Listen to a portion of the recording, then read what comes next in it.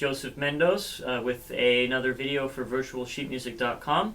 I want to thank you all for viewing and commenting on my previous video on vibrato. I know I tried to cover a lot there, and probably I'll need to do another video on vibrato sometime soon to talk about some of the things I didn't get to and to address some of those questions. But today I'm going to talk about shifting. Now shifting and vibrato actually have a little bit in common. They both require some of the same basic setups. Now in my vibrato video I stressed the thumb being free quite a bit. That was really something that's important. In terms of the vibrato, in terms to get a good vibrato, your thumb has to be really free. Now in order to shift, your thumb also has to be very free. If you're squeezing during a shift, for example, I'll just do a second finger to a second finger here. If you squeeze with your thumb a lot, you're going to get stuck as you go. You're going to get this horrible sliding sound that, unless you really want that sound, then that's something we want to avoid. So that's the first step, is to get the thumb out of the picture. The second step, when we're doing a shift like this, and we'll, for right now, just discuss shifting on the same finger, since things change a little bit when we start talking about going from a lower finger to a higher finger, or a higher finger to a lower finger, and shifting down versus shifting up and all that stuff. But for this kind of shift, this single finger, second finger to second finger shift, the second thing that needs to be happening, first thing was the thumb. Thumb needs to be free. Second thing is the finger really can't be down on the string the whole time.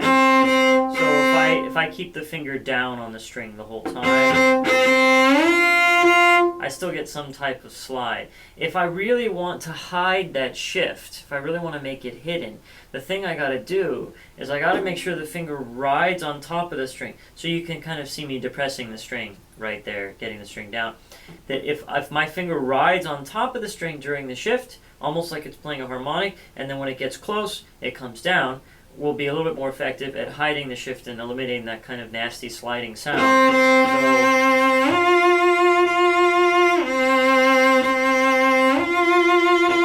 So as you can hear, there's still a tiny little bit of slide, but now it's quite beautiful, and now it's manageable.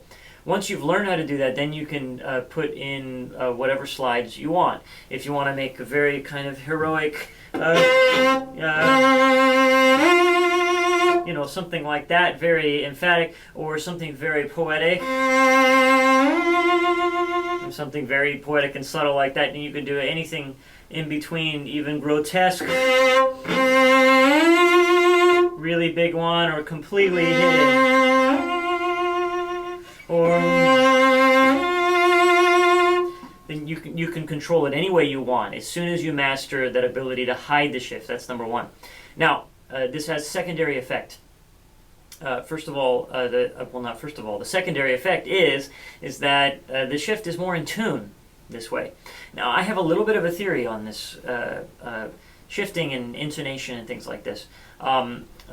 First of all, the first thing that you have to have in your head before you leave a note is you have to have a clear picture of what it's going to be like when you're playing your target note. First of all, the pitch. Exactly what the pitch is going to be. So if you can't sing it in your head, you're going to have difficulty playing what the actual note is. That's number one. Number two, you want to complicate that target even further by saying, okay, not only is it going to be in tune, but I'm going to play it with vibrato or without vibrato. Make that determination before you even make the shift. Instead of kind of sheepishly going to the note and then vibrating it late. Think that, okay, I'm either going to not vibrate at all, or I'm going to vibrate right from the beginning of the note. You have to make that kind of determination. That's going to help you actually to play it in tune. By complicating the target, by making the target more complex. It's complicating the target. You'll actually make it less likely that you'll miss the bigger goal, which is intonation. And you can kind of keep complicating the target more and more, in fact, by determining exactly what kind of sound you're going to have, apart from the vibrato. So talking about the bow, there's all sorts of things you can do to kind of help that. Something else to consider when you're shifting. Now, when you're shifting up, the bow also has to move closer to the bridge. Regardless of what kind of sound you want, you have to be conscious of what the bow is doing while you're shifting. This has another secondary effect in that it helps your left hand to kind of ease up. You know, it helps your left hand to not press and to not feel, even if you're feeling anxious or nervous, if you're focusing on what your bow is doing while you're shifting, generally you'll find your shifting is much more successful. And also your arrival note has a kind of a courage to it, or a bravery to it, that it didn't quite have if you're focusing on that bow a little bit more. Another thing, if you're shifting up, since we're still on this, you want your left hand to kind of be leaning a little bit in the direction of the shift. Now I can kind of show you this if I position myself this way. I hope all of you can still see this, that if you see me when I shift, that right before I shift you'll see me kind of lean this direction. Maybe you can see it a little bit better from this angle here, that if you can kind of see me leaning a little bit like that, and then so I'm basically kind of making the shift inevitable.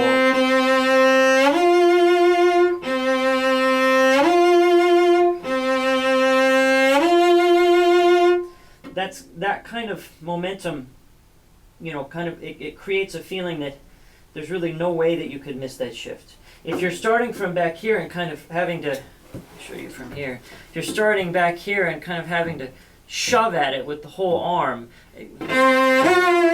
you know, you can kind of miss shifts like that. I'm sure some of you have done that before. You know, I think of the first really big shift that you have to do in the first movement of the Lalo cello concerto. I don't know how many of you have studied that piece, but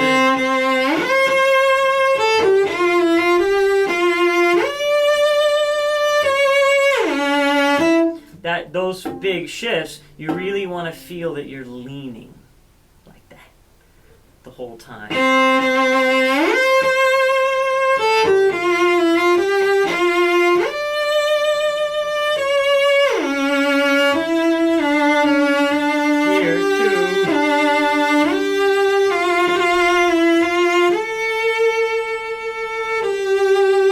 Here's a good excuse for a shift coming down. You'll notice that now I'm leaning back.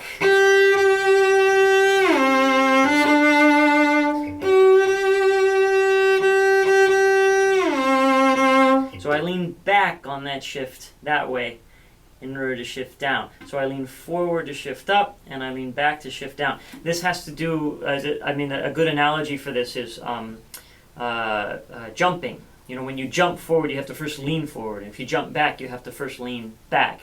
You can't jump forward from a straight up a standing position. You have to lean forward a little bit, and then you can jump forward. So that's really critical, I think. Let's see. I know I've covered a ton of stuff here. Let's see. Let's talk about the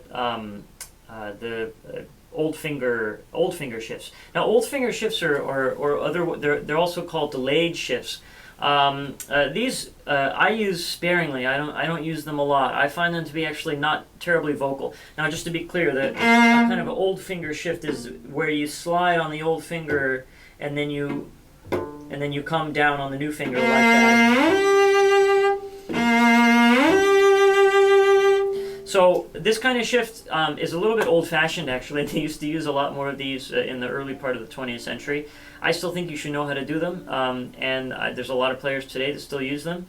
I use them primarily, actually, in pieces that were originally for piano, so in cello transcriptions from a piano piece, because to me it kind of emulates the closest we can get to that kind of a feeling on a piano, where you have one note here and then one note there. It's kind of my feeling that that's kind of a piano move to me, I guess you could say, but it's not very vocal. What would be more vocal would be,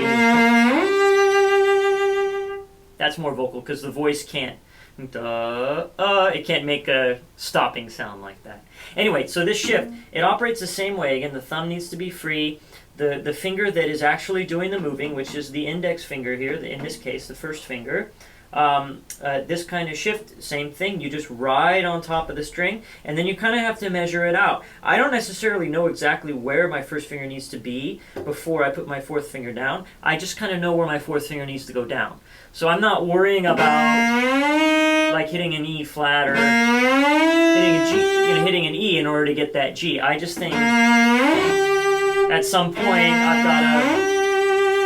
I've got to get my fourth finger up there. So anyway, I know I covered a ton of stuff here. Sorry about the amount of information. I hope you enjoyed this video. I certainly enjoyed making it, and I can't wait to see all of your comments. I know shifting is a big topic, but again, if I can just kind of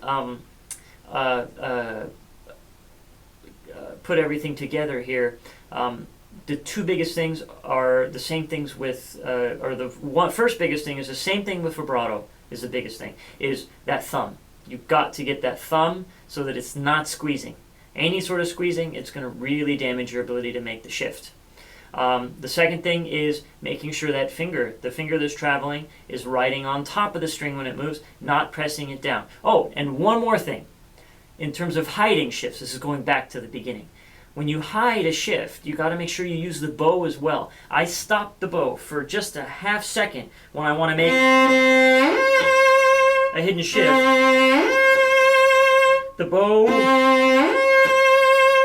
has kind of a little bit of a hiccup right at the moment of the shift. I kind of loosen up on the pressure. I slow the bow down just the tiniest bit, and that helps to hide the shift even more than what I can do just with the left hand. So that will help considerably too. To continue the review, shifting up, leaning forward, making sure you're always feeling that lean, and then you can go forward, and then shifting back, making sure you feel that lean back as you go. If you watch videos of Rostropovich, he's a really good, I think, example of this leaning when he shifts. He does this kind of stuff all the time, and especially you'll see him in these upper positions. His hand is completely flattened out like this, and the thumb is stretched out as far as it can go when he wants to come back down. And that makes his shifting really easy instead of kind of being here and then having to come back here. He's all the way out here, and then all he has to do is come back there. So, anyway, I hope you enjoyed this, and I'll be looking forward to making more videos in the future. And please leave comments down at the bottom of the screen there, and I'll try to answer them as quickly as I can. This is Joseph Mendoes with virtualsheetmusic.com, and thanks for watching.